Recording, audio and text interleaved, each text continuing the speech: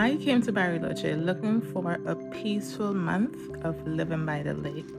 Not any adventure, not any bucket list experiences, not even tourism really, just some peace and quiet by the water.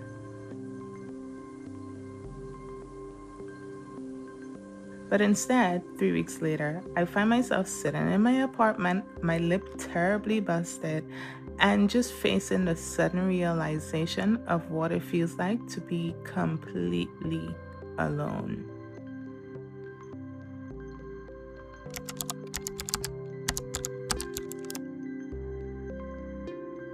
Going back to Santiago after an insanely perfect Chilean Patagonia trip, something's terribly off. All my friends are gone, the heat's suddenly intense, and every single street stinks of piss. So I do something I've actually never done in my history of travel. I leave abruptly. And that's not even the shocking part, it's that I leave to Argentina. In case you haven't heard, Argentina did not leave a good first impression on me. So it's the least expected country for me to be going back to so soon.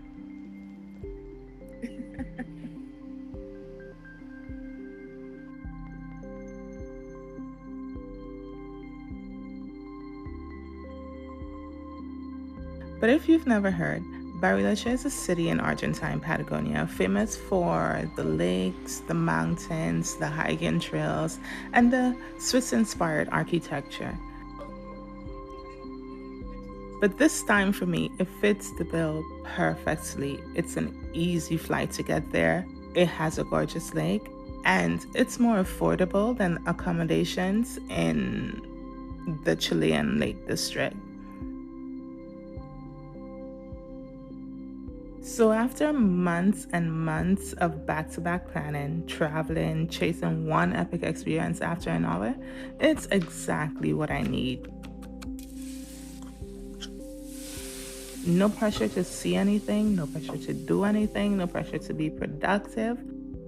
And that's exactly what I do for the first 2 weeks. Nothing, absolutely nothing, or at least nothing that would sound exciting to anyone asking.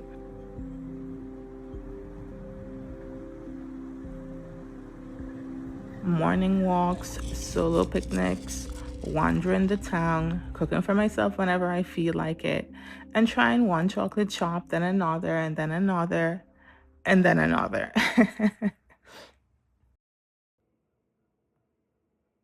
You know what's crazy?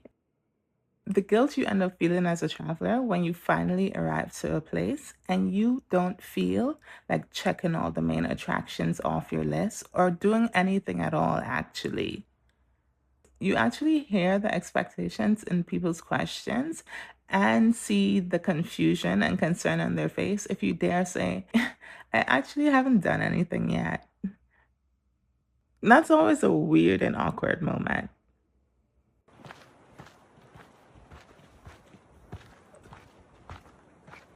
Eventually, though, my pace picks up because Bariloche is gorgeous, and everywhere you look, there's another mountain, another lake with more forest, and another viewpoint to take in. So, after 2 weeks of just taking it slow, I'm energized now and ready to get moving again. So, one morning, completely on a whim, I rent a bicycle and I set out to ride Circuito Chico. Less than an hour in, I crash. Hard crash. Full body impact, full face and asphalt. 5, maybe 10 minutes later, I get back on the bike, keep going, keep enjoying the day, determined to keep enjoying the day. I can do hard things. This is, it's a part of solo traveling too. Problem is, 5 hours later, now that I'm back home, now that the adrenaline's worn off, I'm faced with the realization that this is actually way worse than I was willing to pause and acknowledge earlier. So there's that. Everything hurts, eating hurts, drinking anything hurts, Just simply the air, the outside air touching my teeth anytime I open my mouth the slightest, that hurts too. But the hardest part, the thing that I wasn't prepared for at all, was going through the recovery alone. Because who's doing the research on what I can and can't eat? Who's going buying the groceries and making the mashed potatoes? Who's getting the hot towel when my body's in complete shock and would much rather not get out the bed? Or fixing up the saline solution when it's time to wash my mouth? And that's on repeat for an entire week.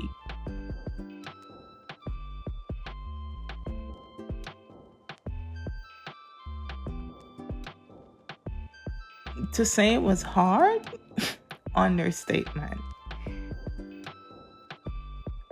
But me being me, I'm not staying inside the rest of my time in Bariloche. Just because my lips looking ugly, no. The first 2 days, sure. But I want to go sailing on Nawawapi Lake, and I want to get out of bed and go see Cerro Oto. And they say Seven Lakes route is unmissable. I want to go see that too.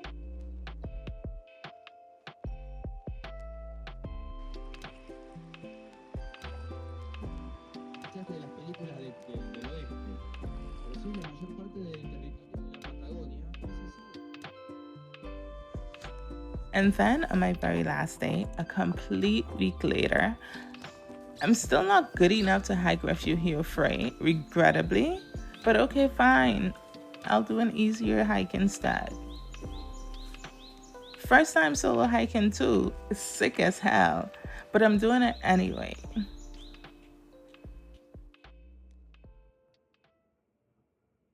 And through all of that, I completely fall for Bariloche. The thing that catches me the most actually isn't the architecture, nor the artisanal chocolate, nor even the people. As a Caribbean girl, the nature scene in Bariloche, it's a completely new kind of geography getting unlocked for me in real life. The jagged granite mountains, the lush contrasting forests, the lakes, of course, the lakes.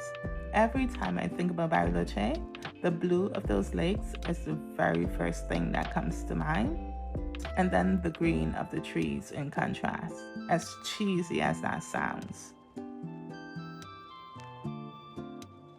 When I say Bariloche felt like living in a fairy tale to me, I'm actually not even exaggerating.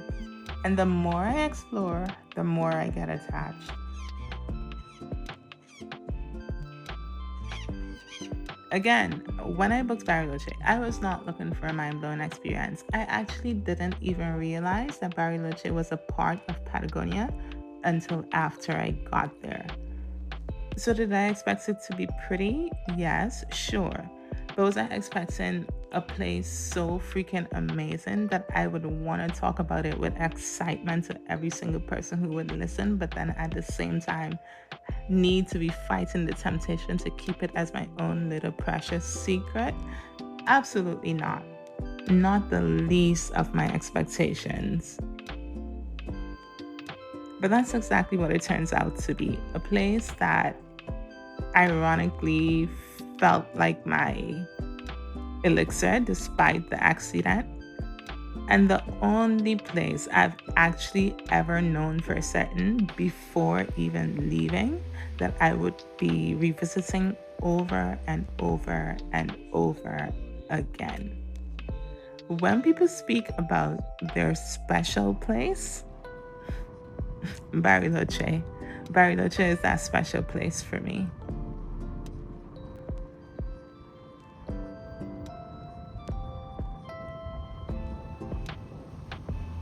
That's it for this week's story. Thanks very much for watching. If you enjoyed it, please leave a thumbs up, and I will see you again next week.